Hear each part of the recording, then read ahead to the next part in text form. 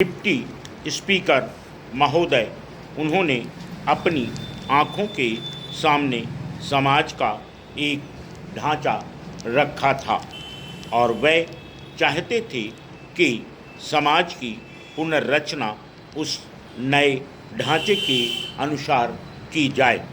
अभी हम उस रास्ते पर नहीं चल रहे हैं। मैं इस बात को दुख से मगर सच्चाई के साथ मानता हूँ कि समाज का जो रूप गांधी जी ने अपनी आँखों के सामने रखा था, हम उसके मुताबिक नहीं चल रहे हैं। हमारे सामने एक दूसरा ढांचा है और हम उस पर चलने का प्रयत्न कर रहे हैं। मैं यह नहीं कहना चाहता कि उसमें से कौन बेहतर है और कौन बुरा।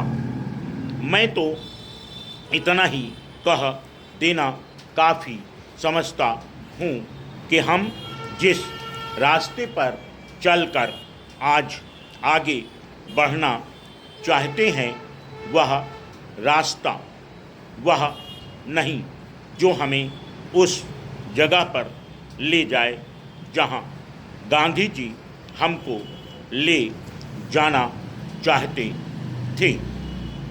हम अगर उसके ठीक विपरीत रास्ते पर नहीं तो कम से कम कुछ अगल बगल या कुछ दूसरी तरफ तो ज़रूर जा रही हैं। हो सकता है कि हमारी आँखें आहिस्ता आहिस्ता खुलें और फिर हम सीधे रास्ते पर आ जाएं। आज देश में जो रचनात्मक काम हो रहा है, उसकी मैं बड़ी कीमत इसलिए लगाता हूँ कि फिर कभी हम उस रास्ते पर आ सकेंगे। और अगर हमने इस काम को भी छोड़ दिया तो फिर इधर लौटने की कोई उम्मीद नज़र नहीं आती। इसलिए मैं चाहता हूँ कि हम इस रचनात्मक काम को पूरे बल और ताकत के साथ आगे बढ़ाते जाएं। बहुत ज़माना हुआ जब एक अंग्रेज़ यहाँ आया था। वह बड़ा विद्वान था।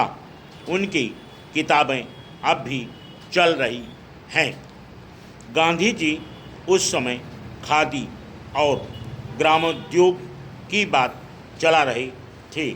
आप जानते हैं कि पश्चिमी देशों में कोई भी चीज़ ऐसी नहीं जो बिना यंत्र के हो।